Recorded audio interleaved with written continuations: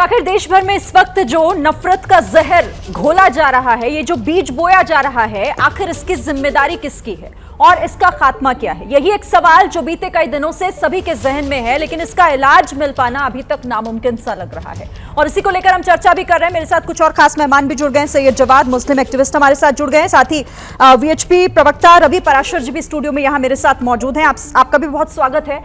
और इस चर्चा को फिर से एक बार बढ़ाते हैं और अब मैं यहाँ पर रुक करना चाहूंगी सैयद जवाद, क्योंकि आप थोड़ा लेट हो गए। इससे पहले जब हम चर्चा कर रहे थे तो यहाँ पर इस बात का जिक्र किया जा रहा था। संजीव उनियाल जी आपके साथ ही यहाँ पर मौजूद हैं। वो ये कह रहे थे कि इस तरह की घटनाएं जब जब सामने आती हैं तो समाज के एक वर्ग पर उंगली उठती है, क्योंकि घटना में शामिल लोग जो अपराध करता है उसे अगर देखा जाए तो आखिर ये क्या एक बनाने की कोशिश की जा रही है इस तरीके का माहौल, या फिर अगर ये उंगली उठ रही है उस वर्ग की तरफ तो इसके पीछे कौन जिम्मेदार? देखिए श्री, कट्टरता किसी भी समाज में हो, चाहे धर्म के आधार पर हो, चाहे पंथ के आधार पर हो, चाहे जात के आधार पर हो, वो हमेशा नुकसानदेह ही हुई है। लेकिन दूसरी बात की तरफ मैं आपको थोड़ा सा ले जाना चाहूँगा। जो घटना हो रही है वो निंदनीय है और उनके ऊपर सख्त से सख्त कानूनी कार्रवाई होना चाहिए। बात इसके पस मंज़र में, इसकी गहराई के अंदर देखेंगे तो वही नुपुर शर्मा का बयान है जिसके बारे में सुप्रीम कोर्ट की ऑब्जर्वेशन हमारे सामने आई हैं, रखी गई हैं। उसके ऊपर अमल नहीं हो रहा। कौन लोग हैं जो नुपुर शर्मा को बचा रहे हैं अभी तक? और नुपुर शर्मा ही नहीं, आज देखिए भारतीय जनता पार्टी के प्रवक्ता किसी की डिबेट के अंदर आने से परहेज कर रहे हैं। कहाँ हैं? क्यों भाग रहे हैं? समाज के सवालों से कौन भाग रहा है? आज वही भारतीय जनता पार्टी के लोग जो इख्तिदार के अंदर हैं, जो दो अल्फाज नहीं बोलना चाहते। और कौन लोग हैं जो नुपुर शर्मा का समर्थन करते हैं? आप देखिए, जब आप संविधान की बात करते हैं, जब आप जस्टिस की बात करते हैं तो आपको बराबरी से बात करना पड़ेगी। आप देखिए, नुपुर शर्मा हो गई, परवेश वर्मा हो गए, उसके बाद जो है आप सुन लीजिए। अरे सर 10 सेकंड मुझको दीजिए। क्या उनका कोई समर्थन नहीं करता जो इस तरीके का बेइंतहा निंदनीय सबसे सख्त कानूनी कार्रवाई होना चाहिए। जो लोग ये हरकतें कर रहे हैं उनके ऊपर सख्त से कानूनी कार्रवाई करें। क्यों नहीं नुपुर शर्मा को अभी तक अरेस्ट करा जा रहा है? अगर आप भारतीय जनता पार्टी के बिल्कुल नहीं, ऐसी बयानबाजी आपको नहीं लगता कि इस तरह की बयानबाजी आप डिफेंड करने का काम करते हैं? इस तरह की बिल्कुल कोई डिफेंड नहीं करता, तो वही है ना। कोई डिफेंड नहीं मैंने आपसे सवाल क्या पूछा, आप जवाब क्या दे रहे हैं? ऐसे लोगों के खिलाफ मैं कट्टरता की बात कर रहा हूं। कट्टरता के खिलाफ हम सबको एक सुर में खड़े होकर के बात करना पड़ेगी। ये छोटा मोटा कोई मौजू नहीं है।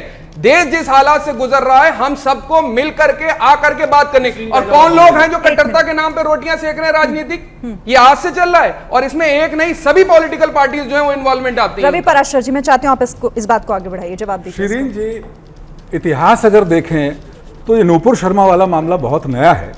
इतिहास अगर देखें, बहुत जो प्रबुद्ध लोग देश के रहे हैं, स्वतंत्रता संग्राम सेनानी रहे हैं, खुद बाबा साहब आम्बेडकर अपनी किताबों में लिख चुके हैं ये जो जिहादी मानसिकता किस तरह की है। जिन लोगों ने शुद्धिकरण अभियान चलाए आज़ादी से पहले, या फिर जिन्होंने कुछ लेख लिखे, आम्बेडकर साहब अपनी किताब में लिखते हैं थॉट ऑन पाकिस्तान में कि उनकी हत्याएं कर दी गई। तो ये नया सिलसिला नहीं है। जहां तक नुपुर शर्मा को केंद्र बिंदु या एमसीआर मास्टर कंट्रोल रूम इस घटना का, सारी घटनाओं का बता करके जो दुष्प्रचार किया जा रहा है, आप ये बताइए कि जो बर्बर आतंकी जिन्होंने हमला बोला उदयपुर में, उनकी मोटरसाइकिल का नंबर 2611 कब लिया गया था? 2013 में इन्वेस्टिगेशन में सामने आया।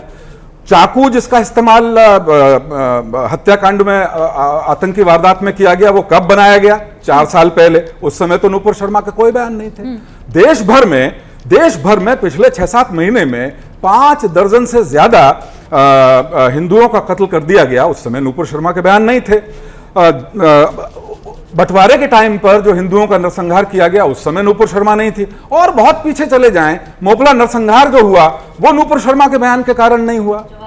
तो फिर ये बार बार एक बात को कह करके आप मूव ऑन होना ही नहीं देना चाहते, आप मसले के समाधान की तरफ बढ़ने ही नहीं देना चाहते मसले को।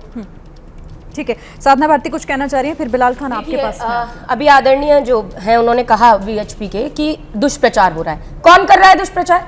माननीय सुप्रीम कोर्ट ने दुष्प्रचार किया है क्या? क्योंकि माननीय सुप्रीम कोर्ट ने कहा है कि नूपुर शर्मा के बयान के बाद ही देश में स्थिति पैदा हुई। सुप्रीम नहीं, कोर्ट बीच में ने मत बोलिए, ऑर्डर में कोई बात नहीं लिखी है। आपको नहीं काटा ना, आपको शालीनता से सुना, सुनिए।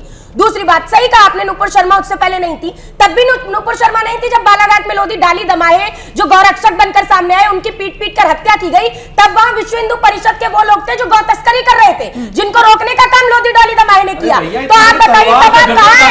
तब आप कहां है? अरे तो उदयपुर में वो भाजपा का कार्यकर्ता है ना भाई, जिसने गर्दन काटी, लटका दीजिए उसे फांसी पर। हम तो कह रहे हैं नहीं होना चाहिए, लेकिन मैं कह रही हूँ जेल में। अब आप बीच में मत बोलिए प्लीज, मैंने बीच में नहीं बोला, बीच में नहीं बोला, बीच में नहीं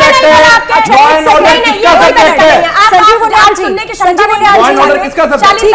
मैं अपनी बात खत्म कर लूं। मैं ये कह रही हूँ नूपुर शर्मा जी को जेल भेजा जाना चाहिए था, क्योंकि उन्होंने गलत कहा, नहीं भेजा गया। मैं ये कह रही हूँ उसके बावजूद जिन्होंने, क्योंकि एक नबी पर टिप्पणी की, भाजपा ने अंतरराष्ट्रीय दबाव के कारण निष्कासित कर दिया।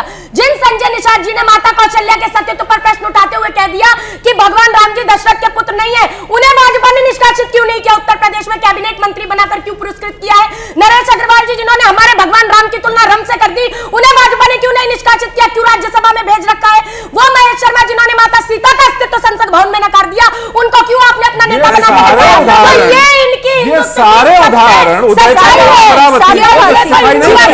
नफरतवादी है, सारे उदाहरण जो आप दे रही हैं, इसीलिए सवाल हो जाता है कि ऐसे मामलों में भी जो सियासत दल है ना, वो अपना नफा और नुकसान देखते हैं।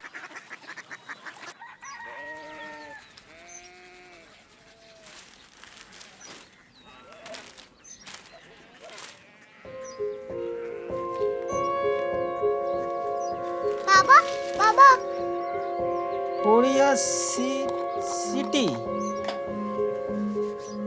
जानिए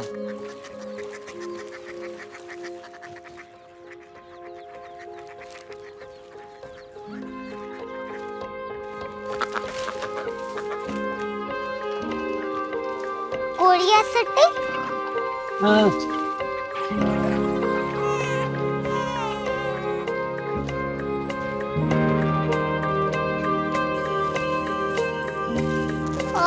कोरिया सिटी कहाँ पे है? शहर अंग्रेजी लगे हैं।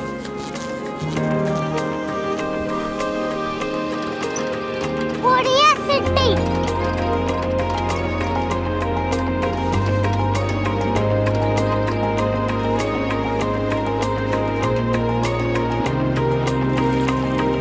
वो बहुत दूर है।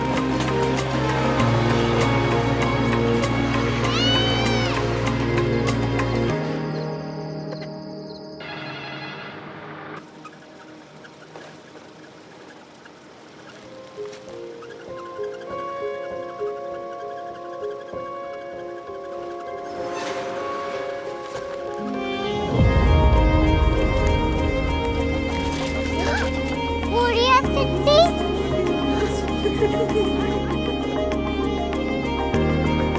दुनिया कुछ लोग बड़े होते हैं। कोरिया सिटी कहाँ है? प्रोफेसर साहब को पता होगा। हो, ये छोटा वाला ग्लोब लगता है और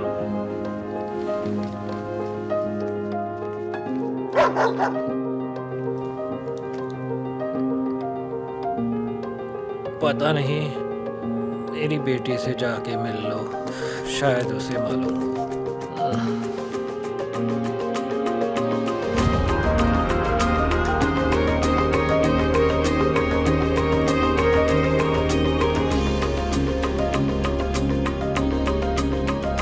हाय, बाबा ने भेजा है। Come here. Korea city. Korea city नहीं, क्यूरियोसिटी। वो क्या? That's what brought you here. जो तुम्हें यहाँ तक ले आया।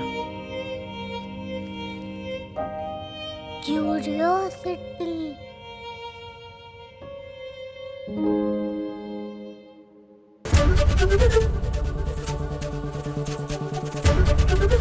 एबीपी न्यूज आपको रखे आगे।